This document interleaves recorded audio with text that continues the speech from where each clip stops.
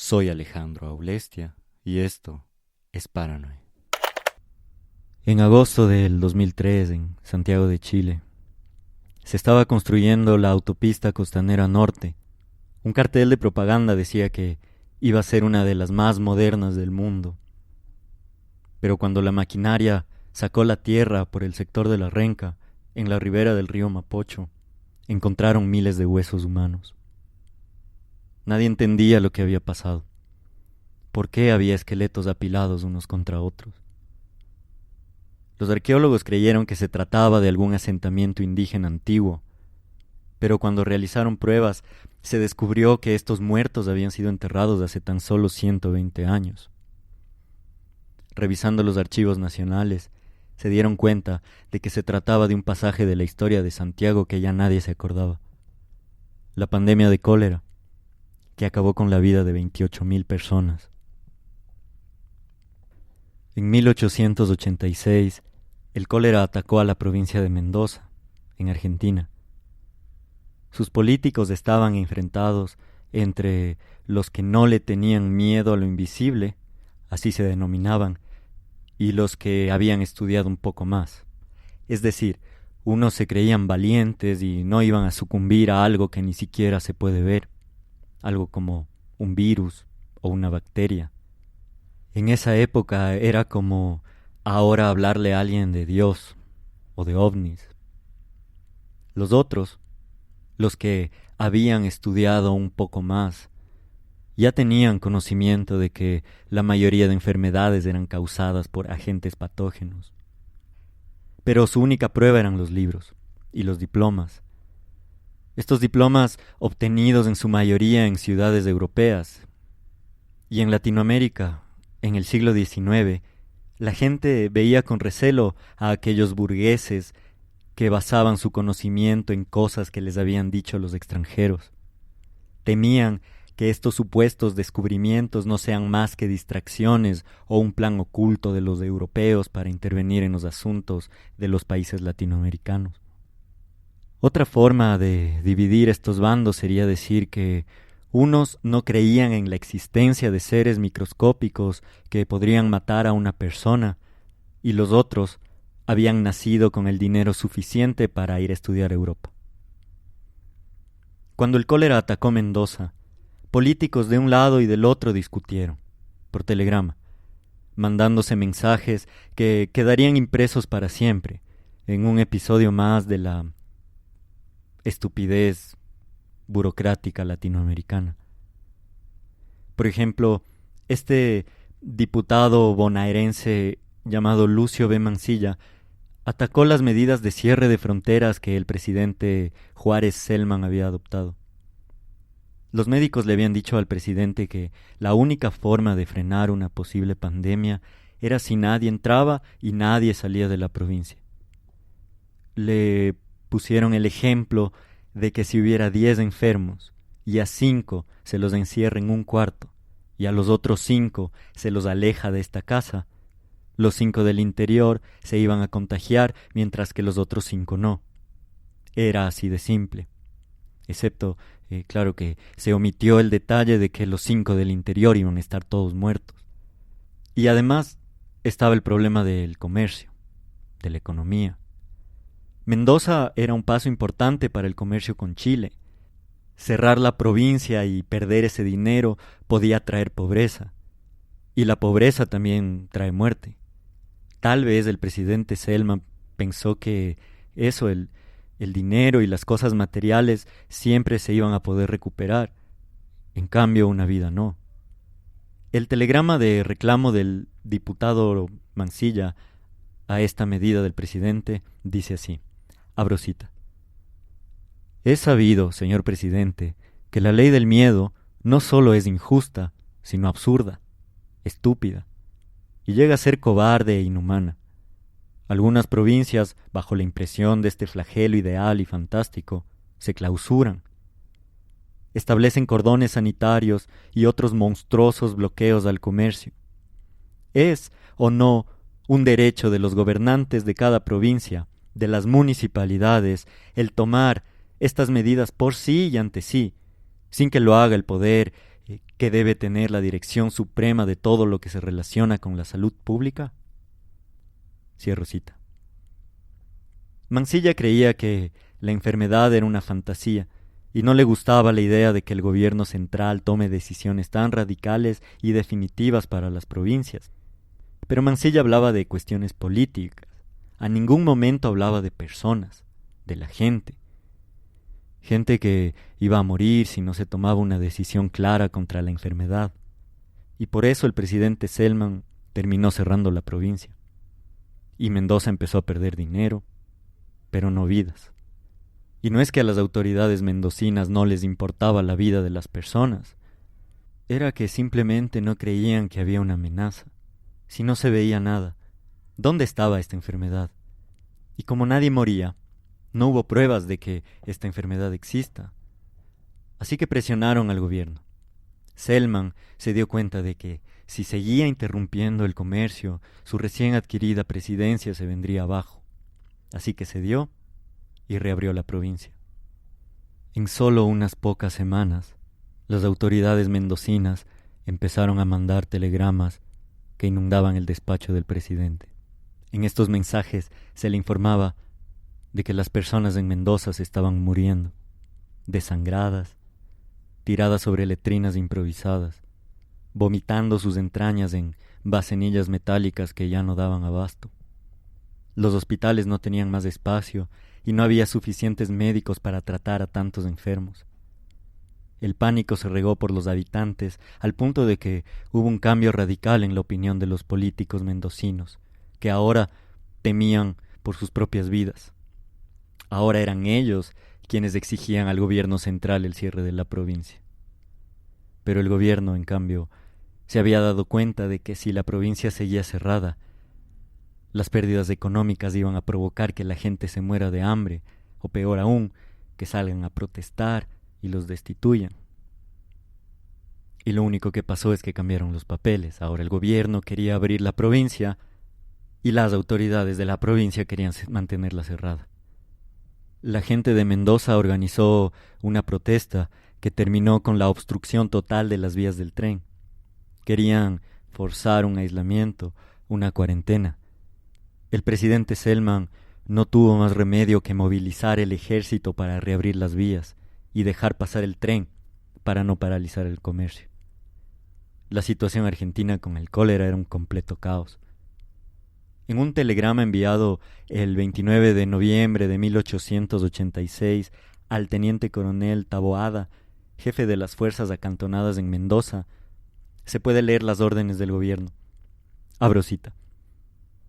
Dispondrá usted que con la fuerza del batallón de su mando se preste los auxilios necesarios al director del ferrocarril, a fin de mantener la circulación de los trenes que corren de Río Cuarto a San Juan, impidiendo que nadie ponga obstáculos a su libre tránsito, haciendo respetar esta orden por la fuerza si fuera necesario. Cierro cita. El ejército dispersó a los manifestantes a la fuerza y el tren pasó para continuar con el comercio. 2 días después, la gente a bordo empezó a morir, incluidos algunos soldados. Al final, la pandemia de cólera dejó 4.000 muertos en Mendoza, pero también una pérdida económica enorme que se fue acrecentando con los años por las malas decisiones. El presidente Juárez Selman terminó privatizando la industria del ferrocarril, por ejemplo, y 4 años después sufrió una rebelión armada que terminaría con su carrera política. Esta enfermedad solo dejó una división muy grande entre autoridades de gobierno, autoridades provinciales, pero no sé si se les puede culpar, porque era la primera vez que se enfrentaban a algo así, no al cólera, pero sí a una pandemia que depende de decisiones políticas. Y lo único que salió de esta disputa burocrática sobre si cerrar o no la provincia de Mendoza con una cuarentena fueron miles de muertos, y la mayoría de ellos eran trabajadores pobres que murieron de cólera o de hambre por no poder dedicarse a sus actividades laborales. Si estos trabajadores sabían o no cómo funcionaban las enfermedades era irrelevante. La mayoría no sabía ni leer. Y su muerte solo sirvió como estadística para que futuros gobernantes y médicos se peleen sobre la viabilidad de realizar una cuarentena en caso de pandemia. Eso fue todo. Morir para crear leyes, con la esperanza de que estas leyes salven vidas en el futuro. Y este debió ser el fin de esta historia. Excepto que, como nunca hubo una decisión clara por parte de los gobernantes argentinos, los trenes siguieron funcionando y la gente siguió realizando comercio. Algunos, incluso cuando el tren estaba paralizado, se fueron a pie, en mulas, y muchos de ellos bajaron hasta Santiago de Chile, portando la bacteria del cólera. Y a inicios de 1887 se desataría una de las mayores pandemias en la historia de este otro país. El presidente de Chile, José Manuel Balmaceda, estaba recién electo, en medio de una fuerte oposición por parte de los conservadores chilenos. Él quería probar que estaba preparado para la presidencia, y por eso se tomó en serio esta amenaza de la enfermedad. Ya había escuchado que una pandemia de cólera había estallado en Europa y que se estaba filtrando por las fronteras argentinas. Había mandado a pedir datos y libros para prepararse. Y cuando el cólera finalmente llegó desde Mendoza, él supo qué hacer. Estableció un organismo burocrático al que llamó el Servicio Sanitario de Control de Cólera. Este organismo se encargó de cerrar provincias, establecer cuarentenas y desplegar propaganda sobre aseo personal. Básicamente, los chilenos aprendieron cómo lavarse las manos, cómo quedarse en casa y cómo desinfectar los alimentos. Era simple. Todo lo que tenían que hacer los residentes de Santiago era poner un poco de desinfectante en el agua, asearse luego de ir al baño con esta agua desinfectada y comer alimentos lavados. El problema era que los pobres vivían en lugares donde el agua, si es que había, estaba llena de tierra podrida. Los baños eran inexistentes. Si tenían suerte, por lo menos tenían letrinas. Pero estas letrinas acumulaban desechos humanos durante meses, filtrando materia fecal hacia el agua que luego era el único líquido que podían consumir. El doctor Wenceslao Díaz, de la Comisión Sanitaria que fue creada durante esta pandemia, dijo al respecto, abro cita: en Chile, muchas ciudades beben agua más o menos contaminadas, porque tienen los focos de las letrinas cerca de las norias y carecen de agua potable en cañerías y donde aún en los campos colocan los lugares sobre las acequias. Cierro cita. Asimismo, en el ensayo Vidas mínimas y muertes anónimas de Catherine Westphal y Iván Roque, dice, abro cita: es probable que quienes propagaron la epidemia fuesen individuos de clase baja, instalados en las orillas del Mapocho y en otros espacios rurales inmediatos a la urbe.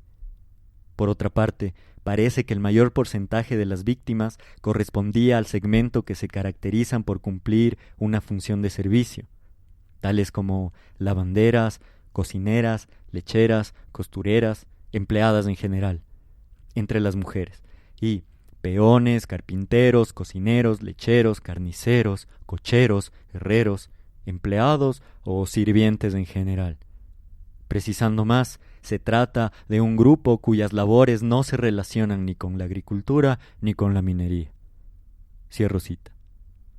Entonces, si eras un trabajador de clase baja, estabas condenado a la enfermedad debido a tu modo y circunstancias de vida. Los otros chilenos, los que no eran pobres, estaban asustados y pidieron ayuda al gobierno. No querían morir vomitados y desangrados sobre una cama de hospital. Y el gobierno actuó rápido.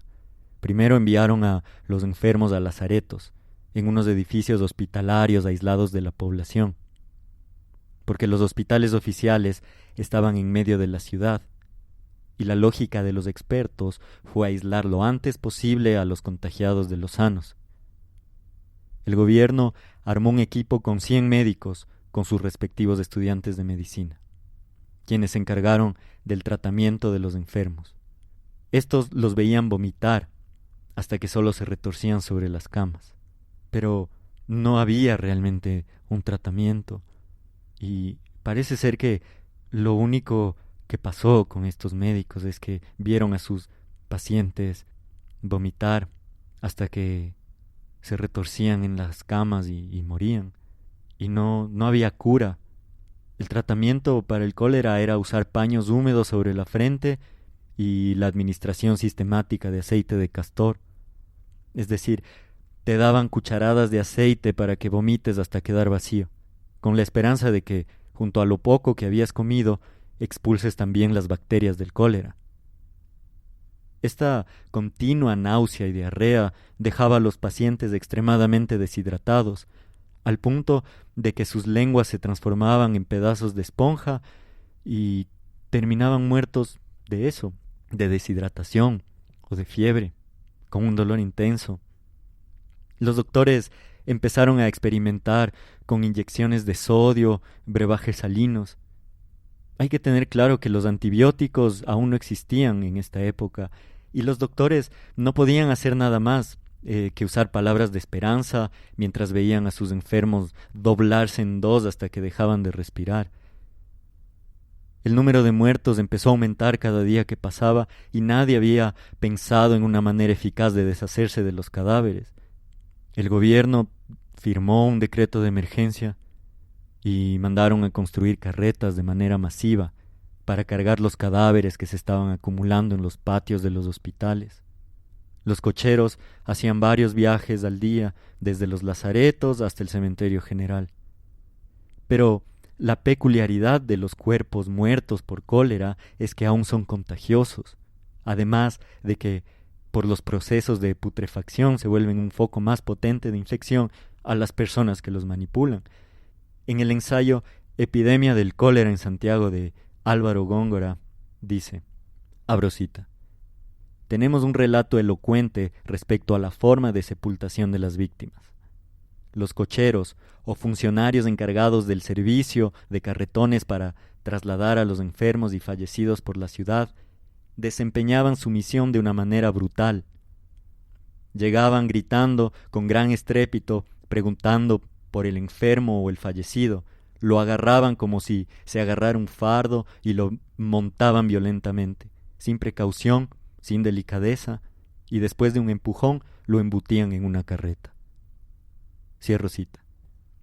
Estos cocheros, inconscientes de los peligros de transportar tantos cuerpos cargados de bacterias, terminaban sus días en el hospital sufriendo la misma suerte de los muertos que habían cargado en el día. En unas semanas, el cementerio general de Santiago colapsó. Los muertos se acumulaban sin un lugar donde ser enterrados, convirtiéndose en un foco infeccioso muy peligroso, ya que el cementerio se encontraba también en el interior de la ciudad. Así que el presidente improvisó y mandó a varios trabajadores a construir un cementerio improvisado en las afueras de Santiago, en el sector de la Renca. En los documentos oficiales se usa la palabra cementerio, pero en realidad se trataba de una fosa común con paredes de ladrillo para prevenir que la podredumbre de los cuerpos se filtre al río. Algunos cuerpos fueron acumulados en grandes montañas y prendidos fuego para matar la bacteria. Pero en el pico de la pandemia los muertos eran tantos que ni siquiera hubo tiempo de quemarlos. En esa época no había gasolina, tenían que ser encendidos con maderos, y eso dependía también del clima. Y uno se pone a pensar cuántos muertos tenían que ser para que se rindan en el proceso de quemarlos. Y en vez de eso, fueron enterrados unos encima de otros, usando cal para calcinar la carne y evitar una catástrofe posterior. Guajardo y Quevedo dicen al respecto, abro cita.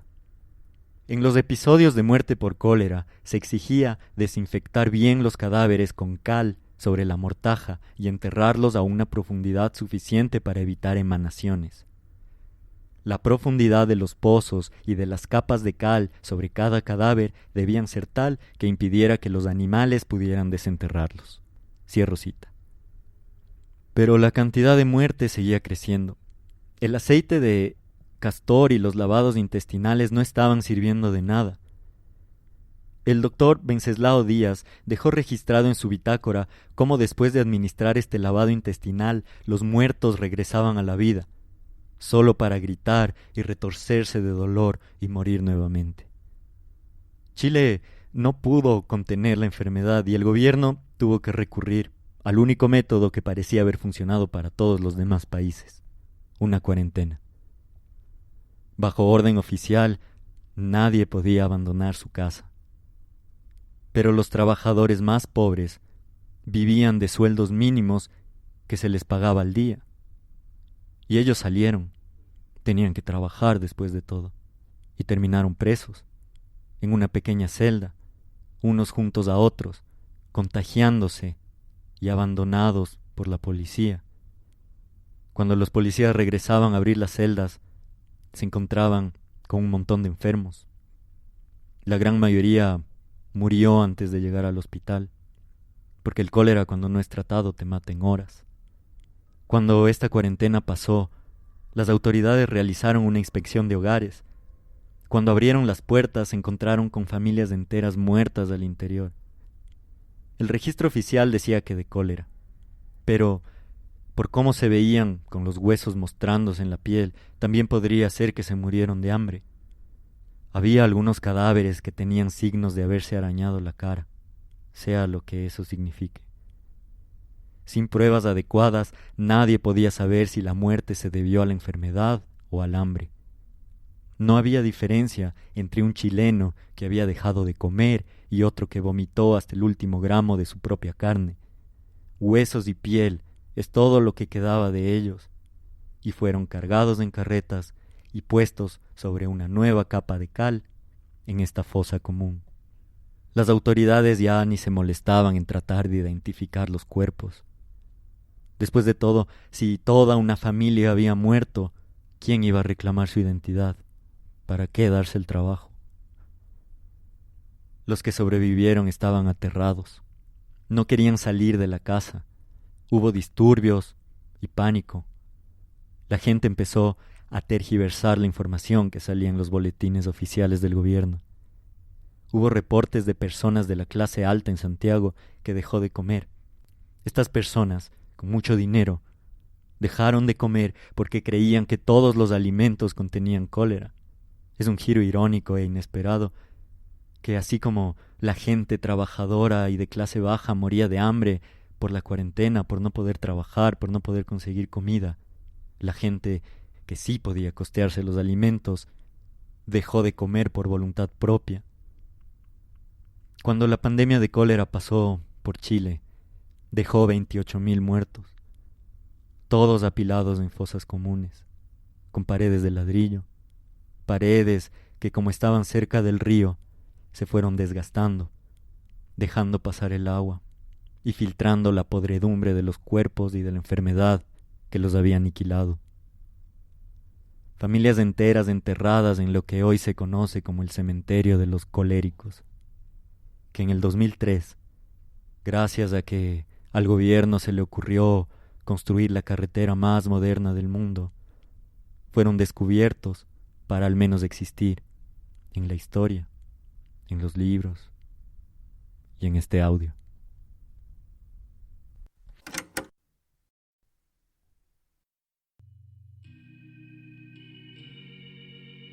Hola, si llegaron hasta aquí, gracias.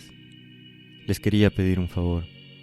Si tienen iPhone, pueden ir a la sección de reviews del podcast y dejar un comentario y las estrellas que quieran. Es importante para que el programa siga creciendo. Si no tienen iPhone, nos ayudan compartiendo a todas las personas que crean que deben escuchar esto.